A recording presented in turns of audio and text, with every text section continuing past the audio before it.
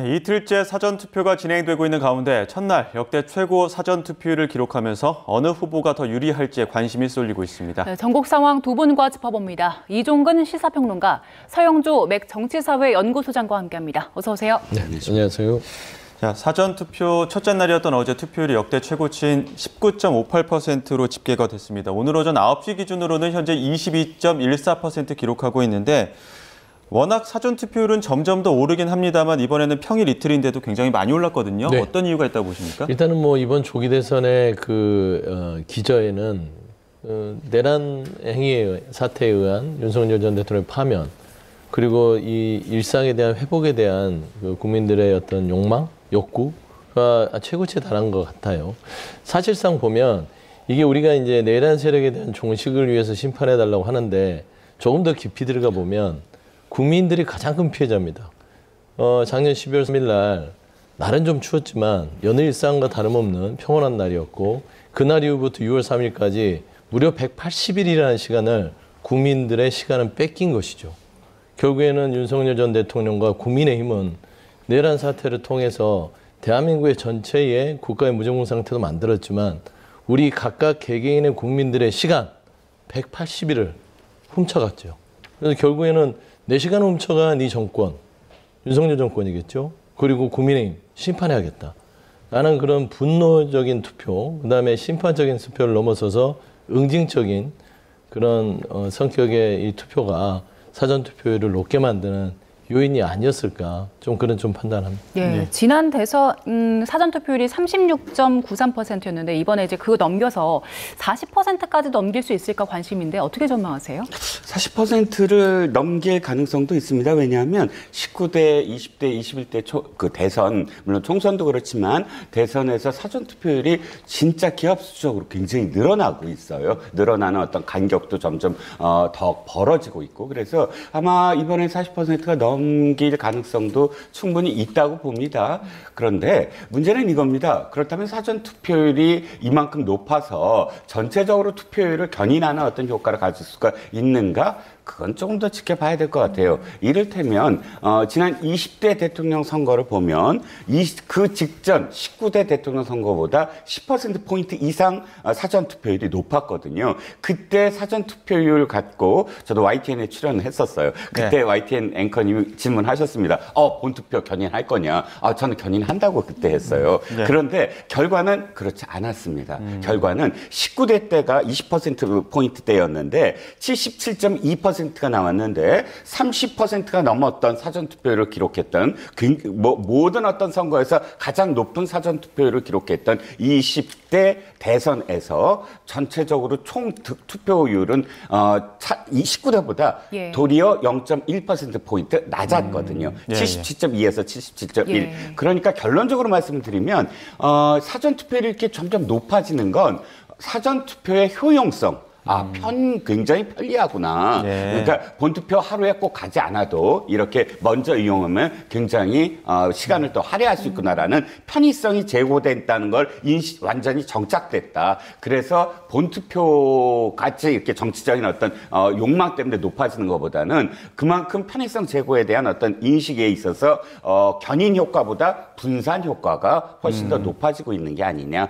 네. 본투표를 견인할 건 또 지켜봐야 되겠지만 어쨌든 지난번 어떤 결과를 보면 조심스럽게 사전투표가 굉장히 사람들에게 편리하게 느껴진다라는 거를 보여주는 게 아닌가 싶습니다. 앞서 국민의힘 선대본부장 윤재욱 선대본부장이 지금 이 높은 사전투표율은 김문수 후보에게 투표하러 간 것이다 이렇게 분석을 했거든요. 네. 이 높은 사전투표율 각 당은 어떻게 좀 유리하게 해석할 수 있을까요? 그러니까 뭐 윤재욱 선대위원장 자체는 뭐 정신승리를 해야겠죠.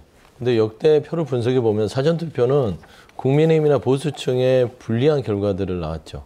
이거 본투표 이후에 개표 과정에서 본투표가 어느 정도 팽팽할 때 사전투표함이 이렇게 이제 공개가 됐을 때 어떻게 됐죠? 뒤집어지잖아요. 예. 이게 이제 이 진보 진영 쪽으로 좀 높은 성향들을 보이는 게 투표죠. 이제 그런 인식을 알고 있음에도 불구하고 굳이 국민들에게 이렇게 얘기하는 것들은 결국엔 선거의 지형을 완전히 참패로 가지 않겠다. 투표율이 높아서 이미 게임이 끝났다라는 부분들을 본투표 전에 줘서는 안 된다는 거죠. 사실상 국민의힘이나 보수 진영은 본투표에서 나름대로 표를 집중시키려고 하는 것이고 지금 전체적으로 봤을 때 투표율만 봤을 때 대구가 가장 낮죠. 예. 평균치에서 한참 밑에 있는데 특히 보수의 본진인 대구 지역은 본투표를 하는 성향이 역대 대선에서 강했습니다. 결국엔 그 본투표장에 나올 수 있는 보수의 진영인 TK 측의 민심 자체를 안심시키려면 사실과 통계 분석과 다른 이야기를 하는 것입니다. 그래서 저는 사실상 이번 사전투표율이 높은 것은 말씀한 대로 편리성도 점차 증가가 되지만 이 국민들의 분노 투표가 여실히 드러나는 것이기 때문에 사실상 투표율이 사전투표가 높다고 해서 전체가 다 보수가 높아지지 않습니다. 그렇지만 본투표에서 그 지난 대선들을 분석하면 20대 투표율이 낮았다는 점 이런 부분들이 지난 대선에서는 사전투표율이 높았음에도 전체 투표율이 그 직전 대선 투표보다 낮았어요. 하지만 또 모르죠. 변수가 20대를 견인할 수 있는 후보가 또 하나 나와 있지 않습니까? 그 투표장으로 20대를 견인할 수 있는 그 후보 덕분에 또 전체 투표율이 높아질 수도 있다라는 측면이라서 윤재욱 그 국민의힘 의원께서 얘기하는 것들은 정신승리다. 좀 그렇게 말씀드립니다. 글쎄요. 그 너무 심한 그 표현이 아닐까 싶습니다. 그렇게 얘기하면 그렇다면 뭐 꼭 그 민주당의 지금 표현이 자신에게 유리하지 않고 유리한 대로 해석하지 않고 굉장히 객관적인 어떤 표현이다라고 받아들이실지도 모르겠는데 데이터상으로 볼 때 20대 대선을 보시자고요. 36.98인가요? 가장 높았습니다. 그런데 어떻게 됐습니까? 그러면 사전투표율이 높으면 말씀하신 대로 이재명 후보가 대통령에 당선이 됐겠죠? 안 그랬습니다. 사전투표율이 높았는데도 불구하고 윤석열 후보가 대통령이 됐거든요. 물론 지금까지 2014년도 사전투표율이 사전투표가 이제 제대로 정착이 돼서 지금까지 이어온 그 비율을 보면 초기에 굉장히 그 사전투표율이 높은 상황에서는 민주당이 유리한 것 맞았습니다. 그런데 그때는 어떻게 됐냐면 이 20대, 30대, 40대 직장을 갖고 있는 사람들이 주로 많이 또 그 사전투표를 이용하다 보니까 세대별 그러니까 그 당시는 민주당이 20대의 그런 어떤 지지를 굉장히 많이 받고 있었어요. 그런데 지금은 60대 이상도 사전투표를 적극적으로 한다. 지난 20대 대선에서 이미 그게 나타났거든요. 그리고 어저께도 사실 민주당이 자신한테 유리하게만 지금 판단을 하는데 실질적으로 보면 점심시간 때를 이용하는 게 주로 직장인 아니겠습니까? 뭐 30대, 40대, 50대라고 표현을 할 수 있을 텐데 그 세대가 주로 이용하는 그 점심시간보다 도리어 초기나 혹은 오후 그러니까 직장인들이 주로 이용하지 아니한 시간대에 상당히 많이 몰렸다라는 데이터도 있습니다. 그러다 보면 60, 70대도 사전투표를 적극적으로 이제 한다. 그러니까 이 상황만 갖고 사전투표가 높아서 무조건 민주당이 유리하다라고 단언하기에는 아직은 좀 이르다라는 생각입니다. 네, 지금 세대 이 부분은 이제 분석이죠. 통계는 거짓말을 하지 않습니다. 그러니까 17년도 대선과 2022년 대선은 사전투표가 다 민주당 쪽에 유리하게 나왔고요. 직전에 있었던 20대 대선에서 사전투표가 이재명 후보에게 유리했어요. 그 득표가 이재명 후보에 높았으나 본투표에서 윤석열 후보에게 뒤지면서 이게 근소한 차로 패배를 한 것이죠. 그렇기 때문에 제가 어떤 그 뇌피셜로 얘기를 하는 게 아니라 최소한 정치인이라면 선대위에서 국민의힘의 선대위에서 사실에 근거한 얘기를 해야 되지. 그 사전투표가 이 높은 것은 김문수 후보에게 유리하다라는 것들은 사실상 국민들에 대한 정확한 정보를 주는 게 아니다라는 측면에서 지적한 것이다. 그런 말씀드립니다. 각 당에서는 일단 두 분처럼 사전투표율의 열기가 누구에게 유리할지 이렇게 분석을 내놓고 있는 상황인데요. 후보들은 막판 표심 공략에 나섰습니다. 후보들의 유세 현장을 직접 가보겠습니다. 김문수 후보는 내란 속의 윤석열의 아바타 아니냐. 정강훈 극우 목사의 꼭두각시 아니냐.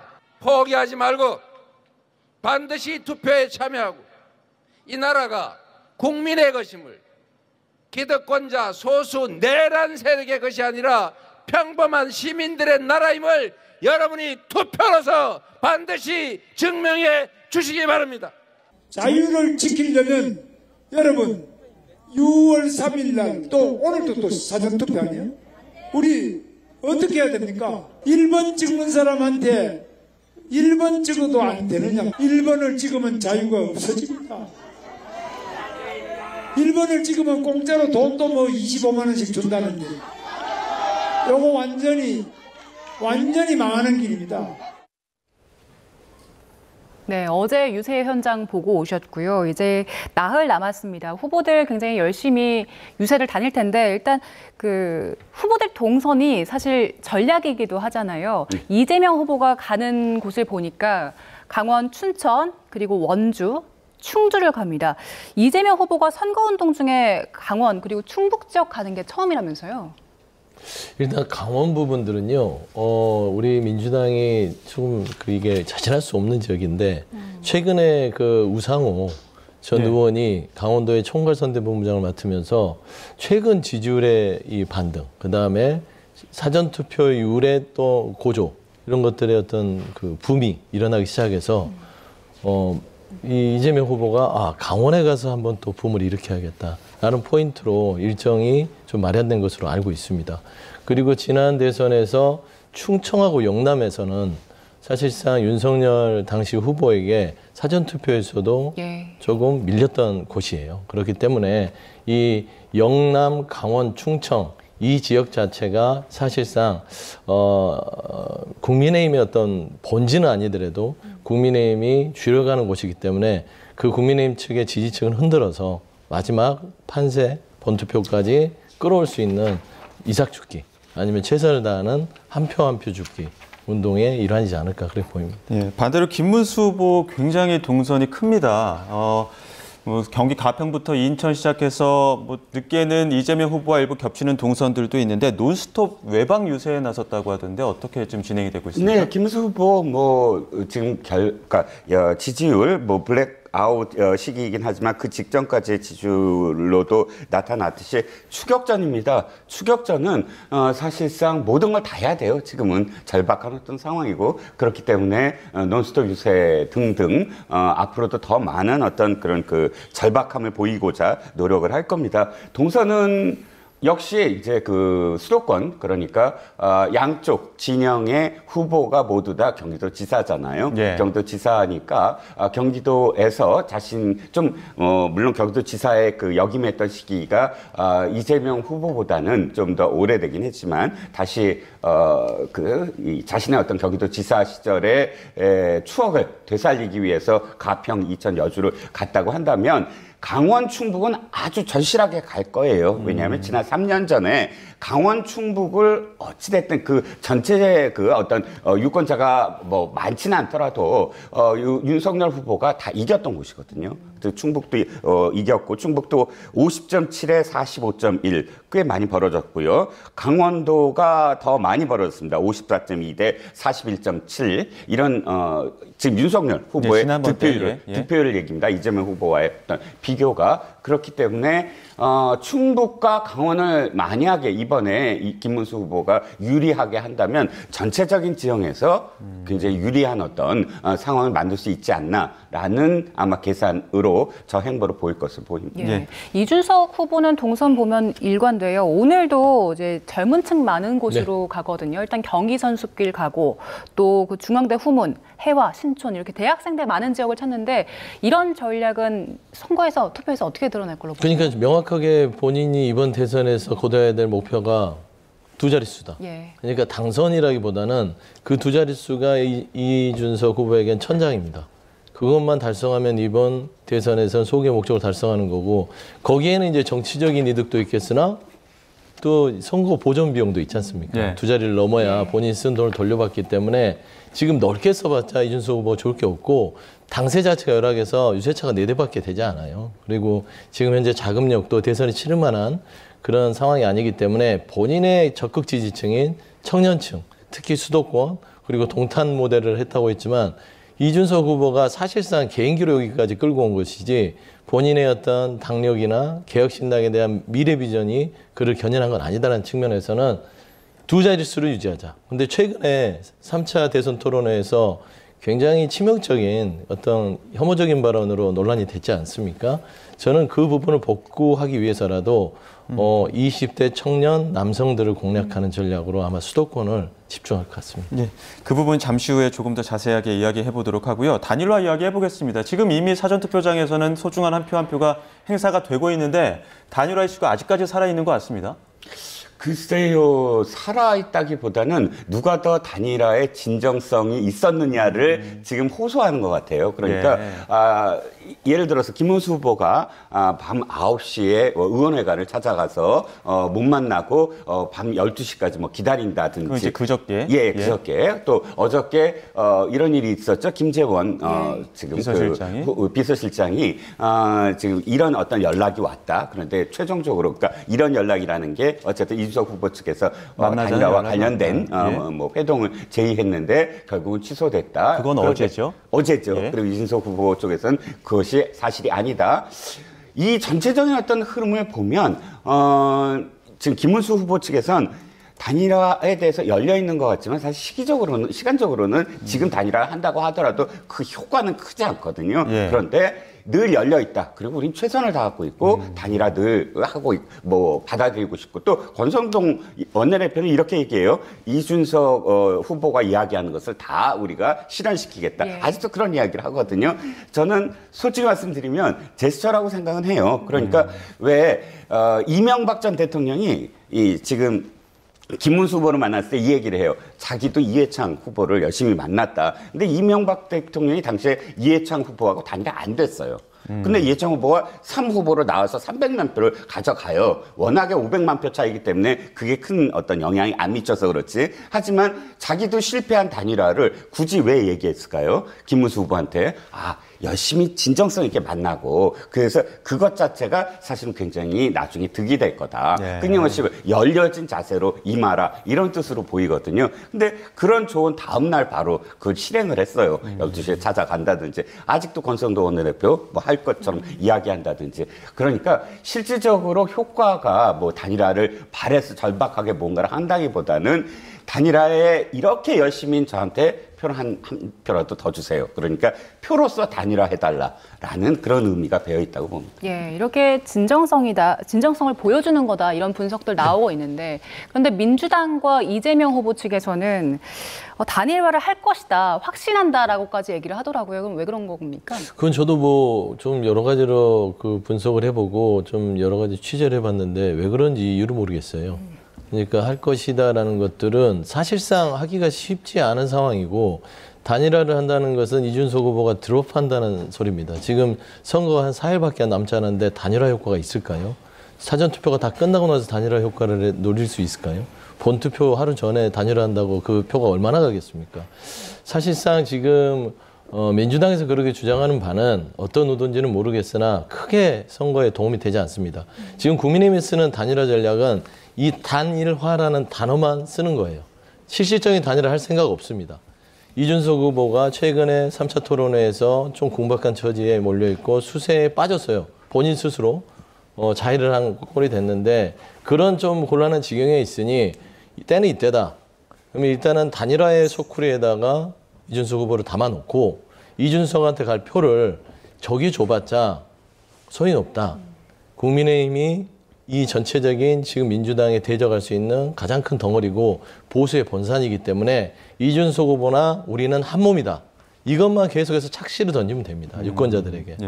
우리는 단일화 한 몸이야. 단일화 한 몸이야. 그러니까 뉴스를 자세히 보지 않는 사람은 단어만 단일화 이준석 국민의힘, 단일화 이준석 김문수 이렇게만 나오면 표를 주려 갔다가도 하면서 이준석 찍으면 어차피 같은 단일화를 할 것 같은데 그러면 김문수를 찍어야겠는데 이런 사람들이 꽤 있단 말이에요. 그래서 결국 국민의힘은 그런 전략을 노린 단일화 신용을 하고 있고 단일화 착시 효과를 노리는 것이지 그 부분에 대해서는 실질적으로 이준석 후보도 얘기했지 않습니까? 할 이유도 없고 할 방법도 없다라는 것이고 민주당에서는 제가 좀 조언을 하면 굳이 이준석과 단일화의 단어를 꺼낼 필요가 없다. 차라리 그냥 이준석 후보 최근에 있었던 3차 TV 토론에서 보여줬던 그 대한민국 절반을 차지하는 여성과 학부모들에게 큰 충격을 줬던 그런 발언에 대한 책임을 묻는 것들이 훨씬 더 효과적일 수 있다. 그래 봅니다. 네, 결국엔 이제 3자 구도로 갈 텐데 두 분 비슷한 의견 내주신 것처럼 결국에는 단일화를 요구하는 민심은 단일화를 이야기하고 있는 국민의힘 쪽으로 간다. 이렇게 보시는 게 맞습니까? 그렇죠. 지금 상황에서는 단일화라는 게 굉장히 사실 절박할 거예요. 왜냐하면 그 직전까지, 그러니까 여론조사 한 수주 전까지 굉장히 많이 벌어져 있었거든요. 지금 선두인 이재명 후보하고. 그런데 어느 순간부터 이준석 후보와 김문수 후보를 산술적으로 지지율을 합했을 때 그나마 오차 범위 내로 근접한다는 여론조사가 일부 여론조사가 발표되면서 단일화에 대한 그런 욕망이라든지 혹은 단일화에 대한 요구가 수면 위로 굉장히 올라와 있었어요. 그런데 지금은 저도 아까 소장님께서 말씀하셨듯이 이준석 후보가 가져가야 될 자기 지지층, 예를 들어서 20대, 30대. 근데 20, 30대가 가장 물론 젠더 갈등에서도 예민하지만 이런 부분들, 예를 들어서 성인지 감수성이라든지 이런 이슈에 대해서 굉장히 민감하잖아요. 그 높은 연령대보다. 그런데 그 부분, 자기 지지층들이 굉장히 거부감을 느낄 그 이슈를 자기가 지금 뛰어들었단 말이죠. 그래서 어저께도 제가 고대 그 유세라든지 이런 동영상을 보는데 그 이전에는 없었던 젊은 층에서 이준석 후보에 대한 비토의 목소리가 유세 현장에서 일부긴 하지만 보이고 있습니다. 이런 상황 속에서 실질적으로 계산을 해봤을 때 국민의힘이 더 적극적으로 단일화를 할 이유가 있는 거예요.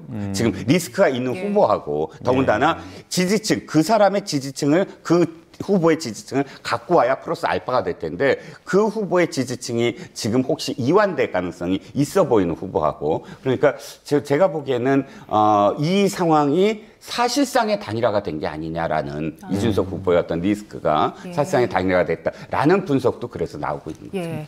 사실 사전 투표가 시작되기 전에까지는 단일화 이슈가 가장 큰 이슈였고 그때까지만 해도 이준석 후보가 두 자릿수 득표율 보이는 경우가 종종 있었거든요. 그렇습니다. 그런데 발언이 있고 나서 논란의 발언이 있고 나서 저희가 공표 금지 기간이다 보니까 여론조사를 볼 수가 없잖아요. 이준석 후보의 득표율 최종적으로 얼마나 전망하세요? 저는 그냥 좀 단박에 이야기 쉽게 말씀드리면 반토막 정도 났다고 저는 생각합니다. 그러니까 지금 현재 이준석 후보가 깜깜이 선거 전에 나왔던 두 자릿수를 견인했던 것들은 20대 청년층이 가장 높았고요. 그리고 중도층의 이전이 꽤 있었습니다. 근데 그 중도층의 표의 이전이 이준석 후보에 갔던 것은 이재명 후보 측에 약간 그리고 김문수 후보 측에 있었던 중도층이 많이 이준석 후보로 갔어요. 그러면 전체적으로 본인에 대한 두 자릿수를 견인했던 건 본인의 전통적 지지층인 청년층이고 나머지는 이제 중도층인데 3차 대선 토론회에서의 그 조금 굉장히 충격적인 발언은 방송에서 쓰지 못해서 삐처리를 할 정도잖아요. 근데 거기까지도 충격이었는데 그 다음에 수습의 문제입니다. 반성하지 않잖아요. 내가 무슨 잘못이야? 혐오를 느낀 당신들이 이상한 사람들이야. 그럼 국민들이 이상한 사람인가요? 전형적인 40대 윤석열이라고 해도 무리가 아니죠. 국민과 여론과 그 혐오를 느꼈던 분들이 다수라면 사과를 해야죠. 그럼에도 불구하고 이 부분에 대해서 사과하지 않고 대래 정치적 쟁점을 이재명 후보의 가족 문제로 끌어들여서 본인의 발언들을 회피하고 있다. 이런 것들이 저는 중도층에게 굉장히 큰 실망을 줬을 뿐더러 본인 핵심 지지층인 20대 기반 중에서도 특히 여성들은 등을 돌렸을 가능성이 크기 때문에 저는 두 자릿수는 깜깜이 선거에서 유지하기가 쉽지 않을까.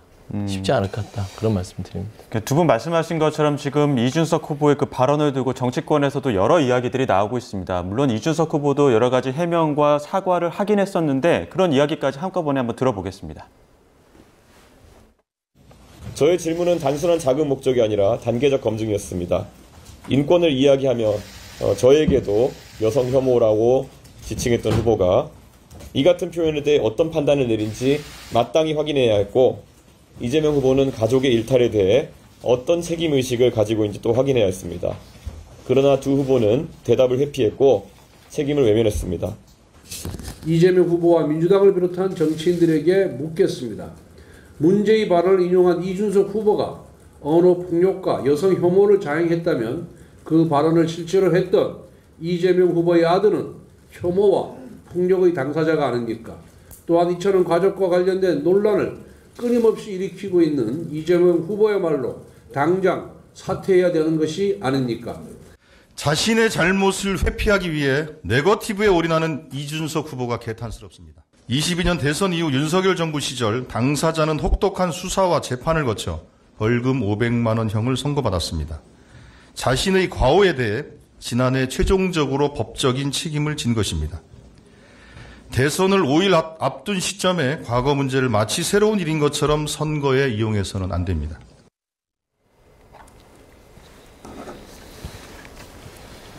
일단 발언 자체는 잘못됐다라는 게 이제 국민의힘이나 민주당이나 공의하는 이야기인데, 이제 국민의힘 측에서는 이재명 후보의 그 아들 관련 논란도 이거 문제다라고 하면서 어떻게 보면은 진상조사단까지 꾸렸거든요. 어떻게 하겠다는 겁니까? 일단 이 부분이에요. 그러니까 민주당이 아예 모든 것들을 다 부정을 하면서 허위사실이다라고 역공을 하거든요. 이 허위사실이라는 건 이준석 후보가 문제 제기했던 그 발언 등등을 하지 않았다. 그 발언이 아니었다. 공소장에 제기하거나 범죄 일람표에 제기한 것들이 다른 내용이었고 여성이 아니라 남성이었다라는 뉘앙스로 얘기를 합니다. 그런데 그 안을 들여다보면 그렇지 않다는 거예요. 그 허위 사실 공표가 아니다. 지금 그것을 호도하고 있다라는 게 국민의힘의 입장입니다. 공소장이나 판결문을 보면 음란 문헌 적시라고 되어 있고 당시에 이기고 싶다라는 닉네임으로, 이건 지금 좀 전에 동영상도 보여주셨으니까 제가 닉네임 얘기해도 되는데, 그 닉네임으로 이재명 후보의 아들이 첫 번째 상습 도박을 했고요. 도박했다는 사실 인정했고요. 두 번째 불법 성매매를 자기가 했다라고 올렸는데 그건 무혐의 처리가 됐습니다. 그런데 이재명 후보도 당시에 이 두 가지에 대해서는 얘기를 했어요. 사과문에서. 자, 첫 번째 상습 도박에 대해서 사과를 했고, 두 번째 그건 사실이 아니다. 그러니까 불법 성매매는 사실이 아니다. 그걸 내 아들이 그렇게 얘기했는데 난 믿고 싶다. 넘어갔는데 다만 마지막에 음란 문헌, 그러니까 음란한 내용, 특정인에 대해서 우리가 알 수 있는 어떤 특정인에 대해서 입에 담을 수 없는 표현을 했던 부분들에 대해서는 거기에 대해서 전혀 언급이 없었거든요. 그런데 이번에 봤더니 작년 10월에 그 부분을 적시하면서 지금 500만 원의 약식 명령을 받았다는 거예요. 보니까 그게 음란 문헌 적시가 그 안에 행위에 들어가 있고, 그렇다면 지금 민주당의 입장, 그거 전혀 사실이 아니다라는 건 도리어 그 사실이 아닌 걸 이야기하는 것이고, 이 부분과 관련해서는 이미 3년 전에 상습 도박과 그다음에 불법 성매매에 관련된 언급을 했다면 이 부분, 음란한 표현을 썼던 부분에 대해서는 사과를 해야 되는 게 아니냐가 국민의힘 입장이죠.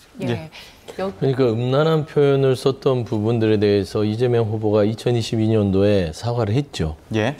또 해야 되나요? 그러니까 아들의 여러 가지의 그 부적절한 처신들, 지금 말씀했던, 그러니까 처벌받기 전에 말하자면 제기됐던 도박 문제라든지 성매매 문제라든지 이런 전반적인 부분들에 있어서 자식 키우는 부모 입장에서의 마음을 토로하면서 사과를 했습니다. 자식 농사 마음대로 안 되죠. 대한민국에서 자식 키우시는 부모님들 다 이해하실 겁니다. 근데 이게 따지고 보면 이재명 후보를 비판을 하려면 이 아들, 장남에 대한 발언을 끄집어내서 비판할 게 아니라 그 부분에 대해서 부모로서 자식을 못 가르쳤는데 그러면 나라를 운영할 수 하는 데 있어서 제대로 되겠냐, 가만 사상, 이 정도의 공격이 될 거예요. 근데 이 아들이 이재명 이 후보의 어떤 권력에 힘입어서 그런 잘못을 저지르고도 수사도 받지 않고 무혐의를 받았다면 비판받아 마땅합니다. 근데 벌금 500만 원 약식을 통해서 처벌을 받았잖아요. 성인으로서 자기 잘못에 대해서 책임을 지고 있습니다. 그리고 이재명 후보는 사과도 했습니다. 또 하라고요? 할 수 있습니다. 그리고 했습니다. 근데 중요한 거는 이 문제는 별개예요. 이준석 후보가 3차 토론회에서 이 장남이 어떤 발언을 했던 간에 이 정말 대한민국 국민들이 공중파에서 들어서는 안 되는 말을 인용해서 혐오적인 기분을 들게 했다라는 그 잘못에 대해 지금 묻고 있지 않습니까? 별개의 문제로 구분해서 얘기를 해야 되지, 본인의 발언은 이 이재명 후보의 장남의 발언이 있었기 때문에 내 잘못은 아니다, 논리에 전혀 맞지 않습니다. 이 문제는 이 문제로, 검증의 문제로 두고 본인의 이 발언, 인용 자체도 혐오적이고 폭력적일 수 있다는 것들은 학계나 모든 사람들의 이야기입니다. 그리고 그 혐오적인 것 때문에 충격을 받은 사람들이 분명히 존재하면 그래도 대한민국의 지도자가 되겠다고 첫 출사표를 낸 전문 정치인이 마치 이번에 조기 대선을 초래한 윤석열 전 대통령을 보는 듯한 아집에 빠지고 저 본인 확증에 빠진 공감 능력이 전혀 없는 그런 모습을 보인다면 저는 지도자나 어떤 이 정치인으로서 자격이 있나 라는 측면에서는 굉장히 안타깝고요. 뭐 어떤 점에서도 저는 이해할 수 없습니다. 가장 우려스러운 건 학부모들. 아이들하고 같이 TV를 시청했어요. 그걸 어떻게 할 겁니까? 그러니까 본인은 잘못 없다고 하는데 상식적이라고 하는데 혐오가 없다고 하는데 공중파에서 왜 삐처리를 하죠? 그러면 공중파는 상식이 없습니까? 예. 본인이 상식이 없음을 스스로 깨달아야 된다. 그래서 본인의 잘못은 잘못대로 밝혀라. 예. 그다음에 이재명 후보 장남에 대한 부분들은 네거티브를 하든 검증을 하든 그거는 따로 별개의 문제로 다뤄야지 본인의 잘못을 덮기 위한 프레임 전환을 위한 소재로 사용하지 않았으면 좋겠다 그런 말씀입니다. 예. 짧게 두 가지만 말씀드립니다. 하나는 저는 일단 대전제가 이준석 후보의 문제는 진짜 대단히 잘못됐다. 근데 두 번째, 지금 당시의 사과는 음란문은 없었어요. 그건 다시 처음부터 끝까지 찾아보시면 알겠지만 예. 두 가지예요. 상습도박 인정하고 근데 이 불법 성매매는 사실상 아들이 아니라고 하므로 아니라고 저는 판단한다라는 내용이고 가세현이 이 음란과 관련된 걸 계속 추적을 했는데 그 이후 사과 이후에 계속 터져 나온 일이기 때문에 음란과 관련해서는 사실 그 사과문에 담기지 않았다라는 겁니다. 예. 자, 그리고 대선이 며칠 남지 않은 상황에서 또 논란이 된 발언이 있습니다. 유시민 작가가 김문수 후보 배우자 설란영 여사에게 한 발언이 논란인데요. 발언이 험하게 살다 혼인을 통해서 고양이 됐다 이런 취지의 발언들을 했어요. 이건 진짜 그 성적 그러니까 남녀의 어떤 역할에 대한 비하 문제, 여성의 비하, 그다음에 학력 비하 이 두 가지가 똘똘 뭉쳐서 지금 표현이 됐습니다. 유시민이라는 사람 누굽니까? 작가이자 자신이 지식인연 하잖아요. 그런데 전 있을 수 없는 지금 발언을 한 거예요. 제가 기억하기에 노무현 대통령 부부가 사실 고등학교 출신들입니다. 근데 그 당시에 어떤 일이 있었냐면 보수 지지자 중에 한 사람이 동영상을 유포했는데 그 이전의 영부인들은 모두 이대 나왔는데 어떻게 고졸 출신 영부인을 우리가 맞을 수 있느냐. 저 그때 분노했습니다. 어떻게 이런 발언이 이렇게 나올 수 있나. 그런데 딱 그 수준의 지금 이야기를 유시민이라는 작가가 한 거예요. 뭐라고 그랬는지 아십니까? 바로 설 씨는 학출 노동자인 서울대 나온 그런 그 학출 노동자 그 김문수 씨와 그러니까 설 씨는 고등학교만 나온 그야말로 노조위원장이 만났는데 자신과 균형이 안 맞을 사람을 만났다 이렇게 표현합니다. 그래갖고 학출 노동자 진짜 노동자가 결혼했는데 그 양쪽의 관계를 짐작할 수 있다 하면서 이 혼인을 통해서 신분 상승 이건 제가 표현한 거는 고향이 됐을 거다 그러면서 본인이 감당 못할 자리다 이렇게 얘기합니다. 유력정당 대통령 후보의 배우자로서 이 설 씨 인생에서 설 수 없는 자리 아니 설란영 씨가 설 수 없는 자리라는 게 어떻게 해석이 됩니까? 고졸 출신의 노조위원장은 대통령 후보 부인이 될 수 없습니까?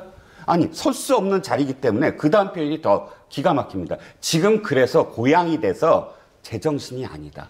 이건 진짜 개인 비방을 넘어서 너무 지나친 지금 비하 발언인데 이 발언 물론 민주당과 무슨 선대위에 있는 사람이 아니더라도 유시민이라는 개인이 아무리 얘기했더라도 이 발언이 갖고 있는 함의는 대단히 우리 사회의 정말 모순된 부분을 그대로 다 지금 다 표현하고 있는 거의 60년대 어떤 뭐에나 들을 수 있는 이야기 아닙니까? 저는 이건 전적으로 사과를 해야 되고 또 더군다나 모르는 사이도 아니에요. 지금 이 설란영 씨하고 유시민 씨는 함께 민가협 활동을 함께 했을 거예요 아마. 왜냐하면 김문수 후보하고 지금 유시민 가족하고 함께 그때 감옥에 들어간 적이 있어요. 그래서 석방을 위해서 함께 노력했던 사이입니다. 물론 개인적인 어떤 그 친분의 문제는 아니지만 예. 대단히 이건 이번 그 지금 상황에서 전 이준석 씨의 발언 못지않게 정말로 이걸 비판받아야 될 사안이라고 봅니다. 네, 혹시 짧게 좀 청원하실 내용 있으십니까? 네, 그냥 유시민 작가의 발언 자체는